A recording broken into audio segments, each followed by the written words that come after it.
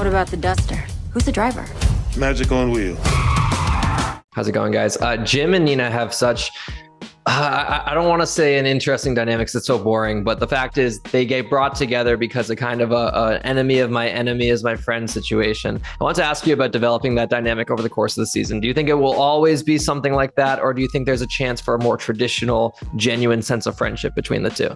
Yeah, I mean, anything is possible. But yes, I think ultimately they're aligned in the fact that they are loyal to their families and they want to get answers to their biggest questions. And I think that because they're aligned in their missions, it may breed some sort of camaraderie over time.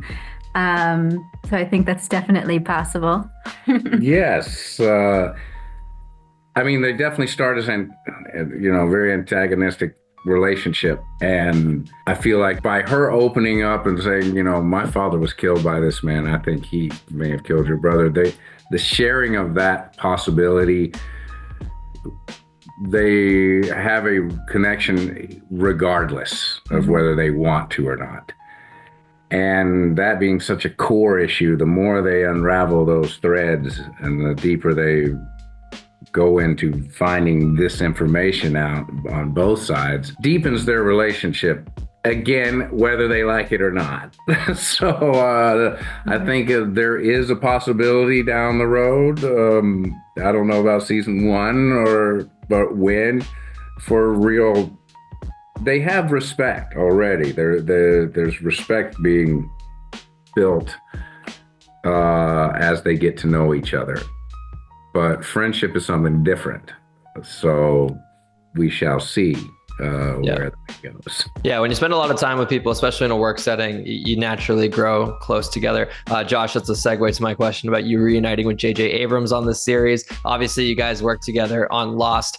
This time around, nearly 20 years later, or time of production, probably around like 10 to 15. What feels familiar about the process with J.J., and what do you feel has changed the most since you guys first collaborated back on Lost? What feels the same is like, I keep repeating this, but it's like you're putting on your favorite pair of jeans. They just fit just right. And, his personality, these are actually they are my favorite jeans.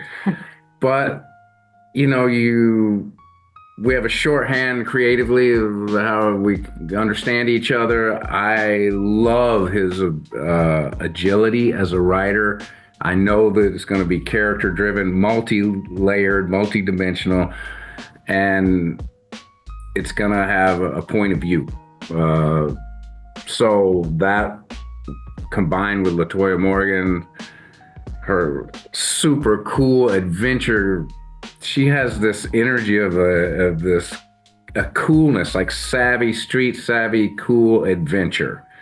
And so those two combined created this incredible multi-dimensional character-driven show. And so that felt natural. And it's good writing when you memorize your lines like that. They go right in. If it's bad writing, it won't go in. You can't remember it. And I can just look at 20 minutes and I got it because of it's so good. So that's what it feels like. Yeah, LaToya very much is a creative genius. I spoke with her earlier, and she knows this show inside and out. The collaboration with JJ really rung true. Rachel, I want to talk to you about your character of Nina. In the context of this show, we're set in 1972, and Nina is the first Black female to be a FBI special agent. In our real world, that is honored by Sylvia Mathis, which wasn't until 1976. I know you're playing, a fictional character, but still, did you look into Sylvia's story? And if so, did any elements of her as a real person kind of influence your portrayal or what you wanted to bring to Nina? Oh yeah, there's a bit about her. Unfortunately, her life was cut pretty short, so I don't think she even got to be an agent for very long. But she was a smart woman. She was based in New York, and I think just the fact of her being the first was. Was the fact of her being the first was just, I think, tells you all you need tells you a lot of what you need to know in the first place. I think that the women that came after her are just as important and just as pioneering in that way, because I think that even the Black female FBI agents up until this point are still the first of something, the first either in a field office, the first in in a state. Like, there's still so few. So I was able to talk to several, honestly, and get their several Black agents actually, and get their takes on being the first of their kind in their respective cities as well. So Jerry Williams, for example, she was a consultant on our show, and she joined the FBI in the 80s. And it was nice to sort of get her perspective and sort of have her be a proxy for the other firsts in other areas. Yeah, just as much as the show is like, high speed and crazy, it does feel like it exists in the world outside our window. And so it's cool to hear that you had those real world influences. Josh, when I was talking to LaToya, she told me that JJ's pitch for this show existed as a car approaching a telephone booth, and that telephone booth, the phone ringing, told him where he needs to go next. And JJ said that he envisioned Josh Holloway being the one to step out of the car. Did you always know that this role was kind of like pinned for you? And also on top of that, how often were you the one behind the wheel of the Duster? Yes. JJ told me in the first conversation, he said, "Don't take another show. I'm writing a show for you." I was like, dude, you had me at hello, and that old Jerry Maguire thing. I was like, you had me at, it's JJ. But JJ called me, said, "I'm writing this show for you. You're a wheelman for the Mafia in 1972. And my mind blew right there. I was like, oh my God.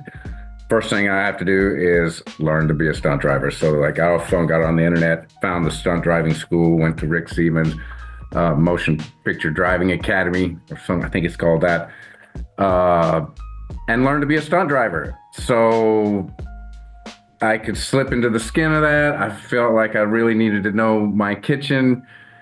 And then the other step was, are they going to let me do this on set for insurance reasons? And I'm certified. I got it for that reason, and it works. And luckily, my stunt coordinator had confidence, and we went out to the track and drove and did all of the stunts. He's like, "Oh yeah, you can do this." And JJ and LaToya had the faith in me to allow me to do it as well. So I do a lot of driving, not taking anything away from our stunt team. They're incredible drivers, and do the crazy stuff like launching cars and flipping them over and crashing into other cars.